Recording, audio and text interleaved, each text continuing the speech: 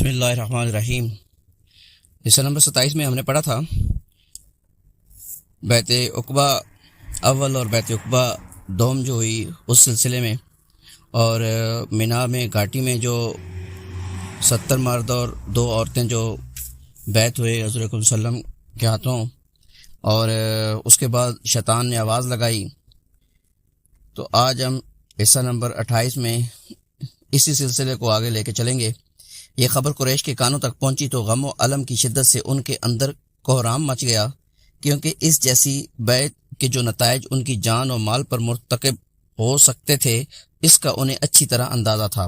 چنانچہ صبح ہوتے ہی ان کے رؤساء اور اکابر مجرمین کے ایک بھاری بھرکم وفد نے اس معاہدے کے خلاف سخت احتجاج کے لیے اہل یثرب کے خیموں کا رخ کیا اور یوں عرض پرداز ہوا: خزرج کے لوگوں، ہمیں معلوم ہوا ہے کہ آپ لوگ ہمارے اس صاحب کو ہمارے درمیان سے نکال لے جانے کے لیے آئے ہیں اور ہم سے جنگ کرنے کے لیے اس کے ہاتھ پر بیعت کر رہے ہیں، حالانکہ کوئی عرب قبیلہ ایسا نہیں جس سے جنگ کرنا ہمارے لیے اتنا زیادہ ناگوار ہو جتنا آپ حضرات سے ہے۔ لیکن چونکہ مشرکین خزرج اس بیعت کے بارے میں سرے سے کچھ جانتے ہی نہ تھے، کیونکہ یہ مکمل رازداری کے ساتھ رات کی تاریکی میں زیر عمل آئی تھی، اس لیے ان مشرکین نے اللہ کی قسم کھا کھا کر یقین دلایا کہ ایسا کچھ ہوا ہی نہیں ہے، ہم اس طرح کی کوئی بات سرے سے جانتے ہی نہیں۔ بالآخر یہ وفد عبداللہ ابن ابی ابن سلول کے پاس پہنچا، وہ بھی کہنے لگا کہ یہ باطل ہے، ایسا نہیں ہوا ہے، اور یہ تو ہو ہی نہیں سکتا کہ میری قوم مجھے چھوڑ کر اس طرح کا کام کر ڈالے۔ اگر میں یثرب میں ہوتا تو بھی مجھ سے مشورہ کیے بغیر میری قوم ایسا نہ کرتی۔ باقی رہے مسلمان تو انہوں نے کھنکیوں سے ایک دوسرے کو دیکھا اور چپ سادھ لی، ان میں سے کسی نے ہاں یا نہیں کے ساتھ زبان ہی نہیں کھولی۔ آخر رؤسائے قریش کا رجحان یہ رہا کہ مشرکین کی بات سچ ہے، اس لیے وہ نامراد واپس چلے گئے۔ رؤساء مکہ تقریباً اس یقین کے ساتھ پلٹے تھے کہ یہ خبر غلط ہے، لیکن اس کی قریدہ میں وہ برابر لگے ہوئے تھے۔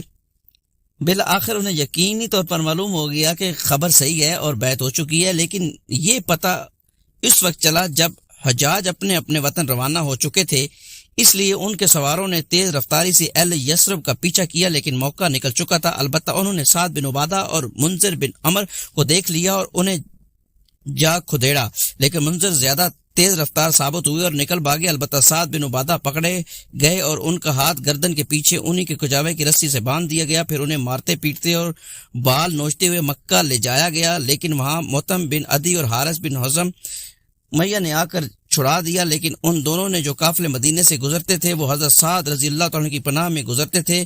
ادھر انصار ان کی گرفتاری کے بعد با مشورہ کر رہے تھے کہ کیوں نہ دعویٰ بول دیا جائے، مگر اتنے میں وہ دکھائی پڑ گئے۔ اس کے بعد تمام لوگ بخیریت مدینہ پہنچ گئے۔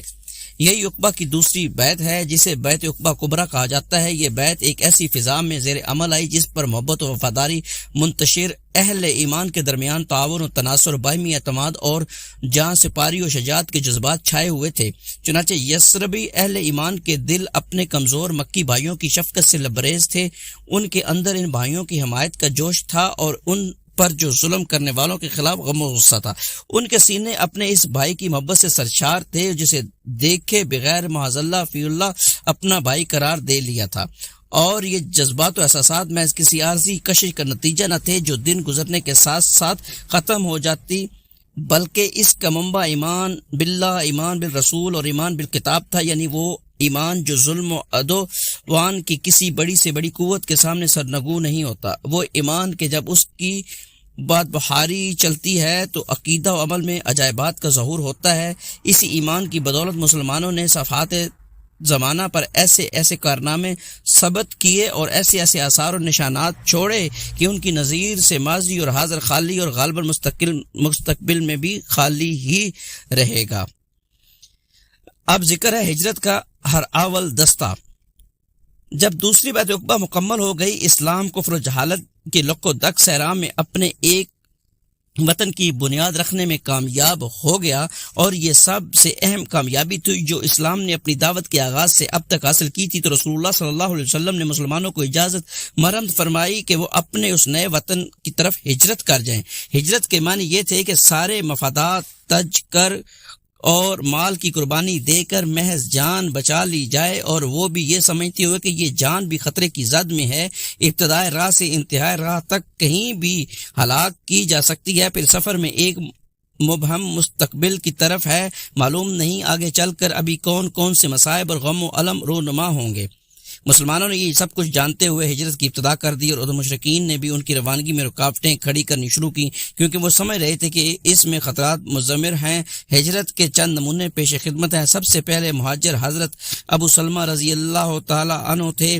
انہوں نے ابن اسحاق کے بقول بیت عقبہ کبریٰ سے 1 سال پہلے ہجرت کی تھی۔ ان کے ہمراہ ان کی بیوی بچے بھی تھی۔ جب انہوں نے روانہ ہونا چاہا تو ان کے سسرال والوں نے کہا کہ یہ رہی آپ کی جان اس کے متعلق تو آپ ہم پر غالب آ گئے، لیکن یہ بتائیے کہ یہ ہمارے گھر کی لڑکی آخر کس بنا پر ہم آپ کو چھوڑ دیں کہ آپ اسے شہر شہر گھماتے پھریں؟ چنانچہ انہوں نے ان سے ان کی بیوی چھین لی۔ ان پر ابو سلمہ کے گھر والوں کو تاؤ آ گیا، اور انہوں نے کہا کہ جب تم لوگوں نے اس عورت کو ہمارے آدمی سے چھین لیا تو ہم اپنا بیٹا اس عورت کے پاس نہیں رہنے دے سکتے۔ چنانچہ دونوں فریق نے اس بچے کو اپنی طرف کھینچا، جس سے اس کا ہاتھ اکھڑ گیا، اور ابو سلمہ رضی اللہ تعالیٰ عنہ کے گھر والے اس کو اپنے پاس لے گئے۔ خلاصہ یہ کہ ابو سلمہ رضی اللہ تعالیٰ عنہ نے تنہا مدینہ کا سفر کیا۔ اس کے بعد حضرت سلمہ رضی اللہ تعالی عنہا کا حال یہ تھا کہ وہ اپنے شوہر کی روانگی اور اپنے بچے سے محرومی کے بعد روزانہ صبح بتھا پہنچ جاتی، جہاں یہ ماجرا پیش آیا تھا، اور شام تک روتی رہتی۔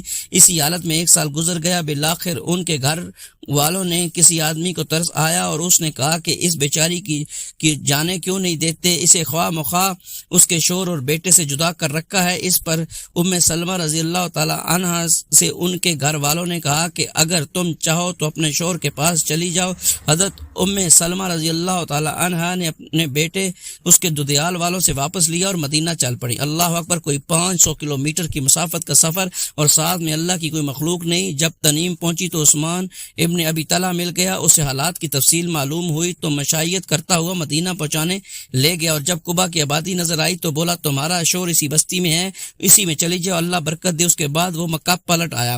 حضرت صہیب رضی اللہ تعالیٰ عنہ نے جب ہجرت کا ارادہ کیا تو ان سے کفار قریش نے کہا تم ہمارے پاس آئے تھے تو حقیر و فقیر تھے، لیکن یہاں آ کر تمہارا مال بہت زیادہ ہو گیا اور تم بہت آگے پہنچ گئے۔ اب تم چاہتے ہو کہ اپنی جان اور اپنا مال دونوں لے کر چل دو تو بخدا ایسا نہیں ہو سکتا۔ حضرت صہیب رضی اللہ تعالیٰ عنہ نے کہا کہ اچھا یہ بتاؤ کہ اگر میں اپنا مال چھوڑ دوں تو تم میری راہ چھوڑ دو گے؟ انہوں نے کہا ہاں۔ حضرت صہیب رضی اللہ تعالیٰ عنہ نے کہا اچھا تو پھر ٹھیک ہے، چلو میرا مال تمہارے حوالے۔ رسول اللہ صلی اللہ علیہ وسلم کو اس کا علم ہوا تو آپ نے فرمایا صہیب رضی اللہ تعالیٰ نے نفع اٹھایا، صہیب رضی اللہ تعالیٰ عنہ نے نفع اٹھایا۔ حضرت عمر ابن خطاب رضی اللہ تعالیٰ عنہ، عیاش بن ابی ربیع اور حشام بن عاص بن وائل نے آپس میں طے کیا کہ فلاں جگہ صبح اکٹھے ہو کر وہیں سے مدینہ کی طرف ہجرت کی جائے گی۔ حضرت عمر رضی اللہ تعالیٰ عنہ اور عیاش تو وقت مقرر پر آ گئے، لیکن حشام کو قید کر لیا گیا۔ پھر جب یہ دونوں حضرات مدینہ پہنچ کر قباء اتر چکے تو عیاش کے پاس ابو جہل اور اس کا بھائی حارث پہنچے۔ تینوں کی ماں ایک تھی۔ ان دونوں نے عیاش سے کہا کہ تمہاری ماں نے نظر مانی ہے کہ جب تک وہ تمہیں دیکھ نہ لے گی سر میں کنگھی نہ کرے گی اور دھوپ چھوڑ کر سائے میں نہ آئے گی۔ یہ سن کر عیاش کو اپنی ماں پر ترس آ گیا۔ حضرت عمر رضی اللہ تعالیٰ نے یہ کیفیت دیکھ کر عیاش سے کہا کہ عیاش دیکھو، خدا کی قسم یہ لوگ تم کو محض تمہارے دین سے فتنے میں ڈالنا چاہتے ہیں، لہٰذا ان سے ہوشیار رہو۔ خدا کی قسم اگر تمہاری ماں کو جوؤں نے اذیت پہنچائی تو وہ کنگھی کر لے گی، اور اسے مکہ کی ذرا کڑی دھوپ لگی تو وہ سائے میں چلی جائے گی۔ مگر عیاش نہ مانے، انہوں نے اپنی ماں کی قسم پوری کرنے کے لیے ان دونوں کے ہمراہ نکلنے کا فیصلہ کر لیا۔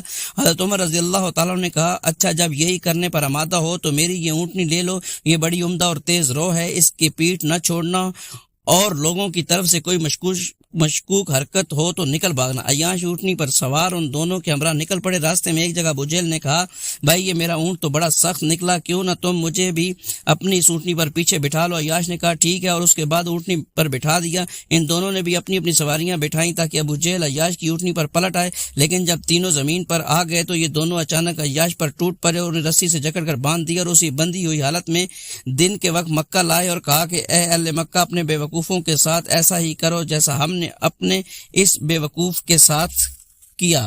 عازمین ہجرت کا علم ہو جانے کی صورت میں ان کے ساتھ مشرکین جو سلوک کرتے تھے اس کے یہ 3 نمونے ہیں، لیکن ان سب کے باوجود لوگ آگے پیچھے پے در پے نکلتے ہی رہے۔ چنانچہ بیت عقبہ کبریٰ کے صرف 2 ماہ چند دن بعد مکہ میں رسول اللہ صلی اللہ علیہ وسلم، حضرت ابوبکر صدیق رضی اللہ تعالیٰ عنہ اور علی رضی اللہ تعالیٰ عنہ کے علاوہ ایک بھی مسلمان باقی نہ رہا۔ یہ دونوں حضرات رسول اللہ صلی اللہ علیہ وسلم کے حسب ارشاد رکے ہوئے تھے، البتہ کچھ ایسے مسلمان ضرور رہ گئے تھے جنہیں مشرکین نے زبردستی روک رکھا تھا۔ رسول اللہ صلی اللہ علیہ وسلم نے بھی اپنا ساز و سامان تیار کر کے روانگی کے لیے حکم خداوندی کا انتظار کر رہے تھے۔ حضرت ابوبکر صدیق رضی اللہ تعالیٰ عنہ کا رخت سفر بھی بندھا ہوا تھا۔ صحیح بخاری میں حضرت عائشہ رضی اللہ تعالیٰ عنہ سے مروی ہے کہ رسول اللہ صلی اللہ علیہ وسلم نے مسلمانوں سے فرمایا، مجھے تمہارا مقام ہجرت دکھلایا گیا ہے۔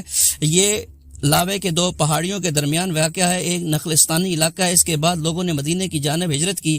عام مہاجرین حبشہ بھی مدینہ آ گئے۔ حضرت ابوبکر صدیق رضی اللہ تعالیٰ عنہ بھی سفر مدینہ کے لیے ساز و سامان تیار کر لیا، لیکن حضور اکرم صلی اللہ علیہ وسلم نے ان سے فرمایا ذرا رکے رہو کیونکہ توقع ہے مجھے بھی اجازت دے دی جائے۔ ابوبکر صدیق رضی اللہ تعالیٰ عنہ نے کہا کہ میرے ماں باپ آپ پر فدا، کیا آپ صلی اللہ علیہ وسلم کی اس کی امید ہے؟ کہ آپ صلی اللہ علیہ وسلم نے فرمایا ہاں۔ اس کے بعد ابوبکر صدیق رضی اللہ تعالیٰ عنہ رکے رہے تاکہ رسول اللہ صلی اللہ علیہ وسلم کے ساتھ سفر کریں۔ ان کے پاس 2 اونٹنیاں تھیں، انہیں بھی 4 ماہ تک ببول کے پتوں کا خوب چارہ کھلایا۔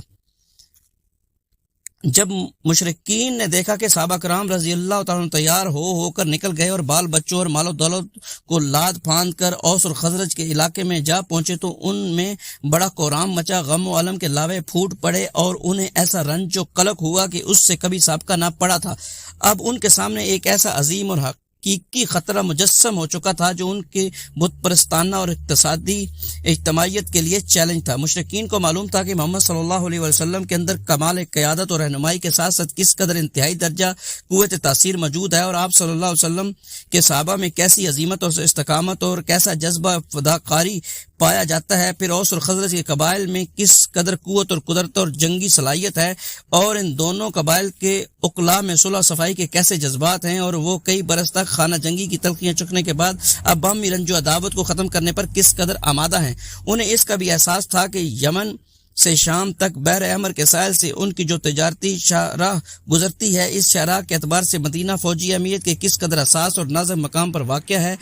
درا حالانکہ ملک شام سے صرف مکہ والوں کے سالانہ تجارت 2.5 لاکھ دینار سونے کی تناسب سے ہوا کرتی تھی، اہل طائف وغیرہ کی تجارت اس کے علاوہ تھی، اور معلوم ہے کہ اس تجارت کا سارا دار و مدار اس راستے پر تھا جو پرامن تھا۔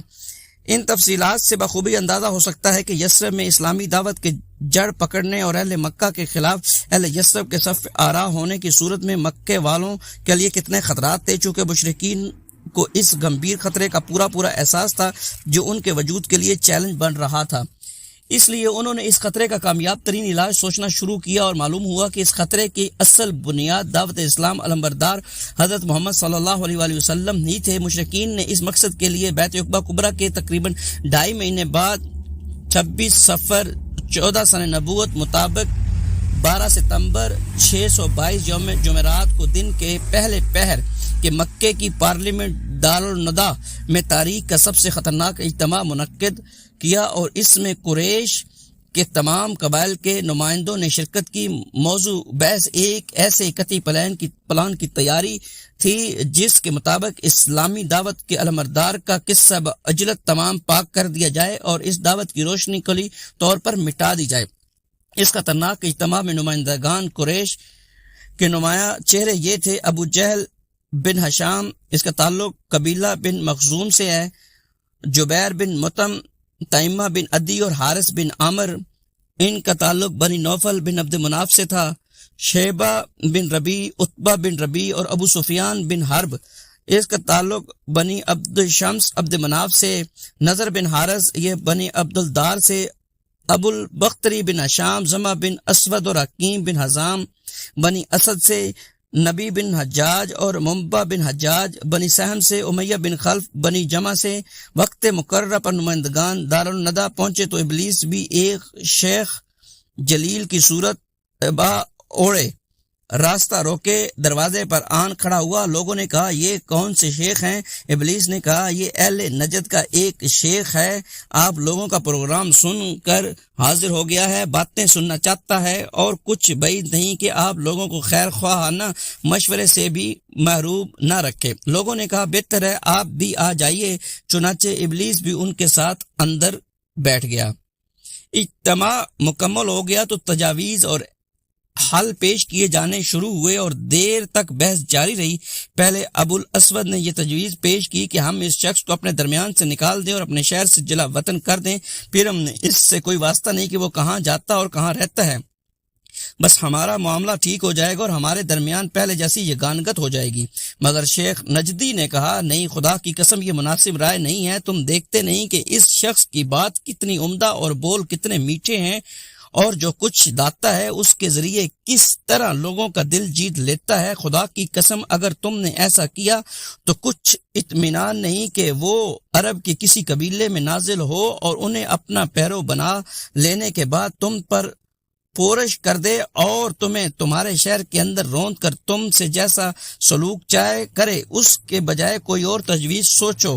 ابو البختری نے کہا، اسے لوہے کی بیڑیوں میں جکڑ کر قید کر دو اور باہر سے دروازہ بند کر دو، پھر اسی انجام موت کا انتظار کرو جو اس سے پہلے دوسرے شہروں مثلا زہیر اور ناوگلا وغیرہ کو ہو چکا ہے۔ شیخ نجدی نے کہا، نہیں، خدا کی قسم یہ بھی مناسب رائے نہیں، واللہ اگر تم لوگوں نے اسے قید کر دیا جیسا کہ تم کہہ رہے ہو تو اس کی خبر بند دروازے سے باہر نکل کر اس کے ساتھیوں تک ضرور پہنچ جائے گی، پھر کچھ بعید نہیں کہ وہ لوگ تم پر دھاوا بول کر اس شخص کو تمہارے قبضے سے نکال لے جائیں گے، پھر اس کی مدد سے اپنی تعداد بڑھا کر تمہیں مغلوب کر لیں گے، لہٰذا یہ بھی مناسب رائے نہیں، کوئی اور تجویز سوچو۔ یہ دونوں تجاویز پارلیمنٹ رد کر چکی تو ایسی تیسری مجرمانہ تجویز پیش کی گئی جس سے تمام ممبران نے اتفاق کیا۔ اسے پیش کرنے والا مکے کا سب سے بڑا مجرم ابو جہل تھا۔ اس نے کہا، اس شخص کے بارے میں میری ایک رائے ہے، میں دیکھتا ہوں کہ اب تک تم لوگ اس پر نہیں پہنچے۔ لوگوں نے کہا، ابو الحکم وہ کیا ہے؟ ابو جہل نے کہا، میری رائے یہ ہے کہ ہم ہر قبیلے سے ایک مضبوط صاحب نسب اور بانکا جوان منتخب کر لیں، پھر ہر ایک کو ایک تیز تلوار دیں، اس کے بعد سب کے سب اس شخص کا رخ کریں اور اس طرح یکبارگی تلوار مار کر قتل کر دیں جیسے ایک ہی آدمی نے تلوار ماری ہو، یوں ہمیں اس شخص سے راحت مل جائے گی، اور اس طرح قتل کرنے کا نتیجہ یہ ہوگا کہ اس شخص کا خون سارے قبائل میں بکھر جائے گا اور بنو عبد مناف سارے قبیلوں سے جنگ نہ کر سکیں گے، لہذا دیت خون بہا لینے پر راضی ہو جائیں گے اور ہم دیت ادا کر دیں گے۔ شیخ نجدی نے کہا، بات یہی رہی جو اس جوان نے کی ہے، اگر کوئی تجویز اور رائے ہو سکتی ہے تو یہی ہے۔ اس کے بعد پارلیمان مکہ نے اس مجرمانہ قرارداد پر اتفاق کیا اور ممبران اس عزم اور مصمم کے ساتھ اپنے گھروں کو واپس گئے کہ اس قرارداد کی تنفیذ علی الفور کرنی چاہیے۔